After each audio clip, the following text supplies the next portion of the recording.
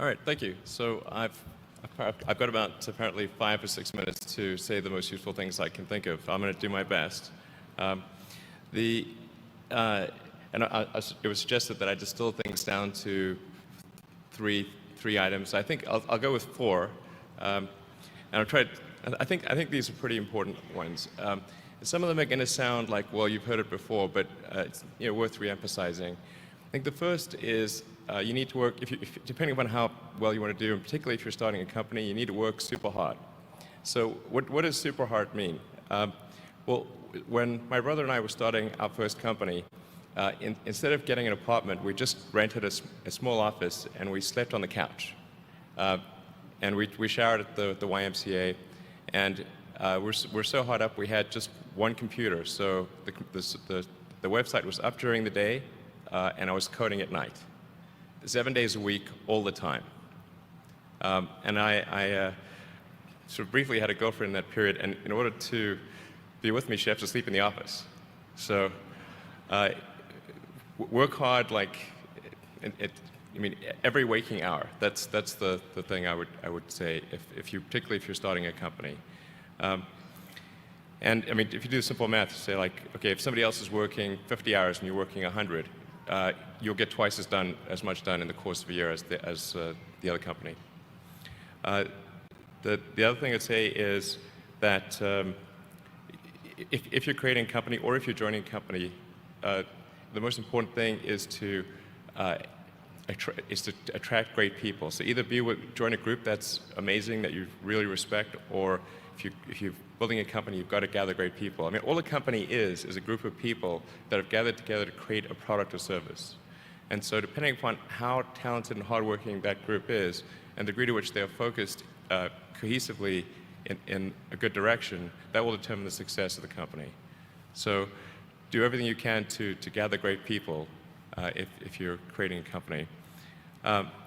Then I'd say focus on signal over noise.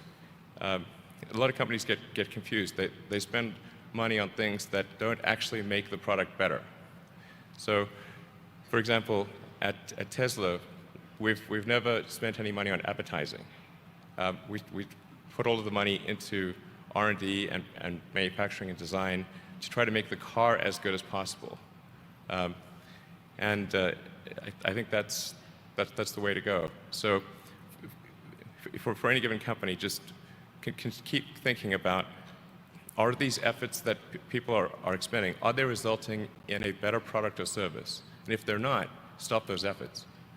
And then the final thing is to sort of don't just follow the trend. So you may have heard me say that it's good to think in terms of the physics approach or first principles, which is, rather than reasoning by analogy, you boil things down to the most fundamental truths you can imagine, and you reason up from there.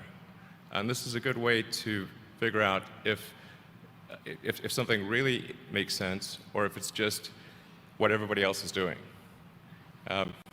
It's hard to think that way. You can't think that way about everything. It takes a lot of effort. But if you're trying to do something new, it's the best way to think. And that framework was developed by physicists to figure out counterintuitive things like quantum mechanics. So it's really a powerful method.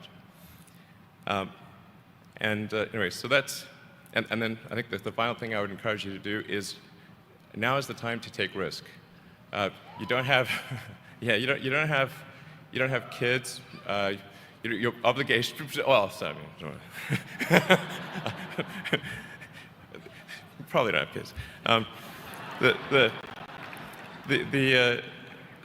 But as you get older, your obligations increase. So and once you have a family, you start taking risk not just for yourself, but for your family as well. It gets much harder to do things that might not work out.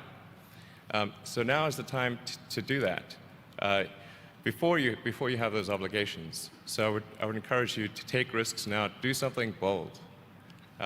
You won't regret it. Thank you.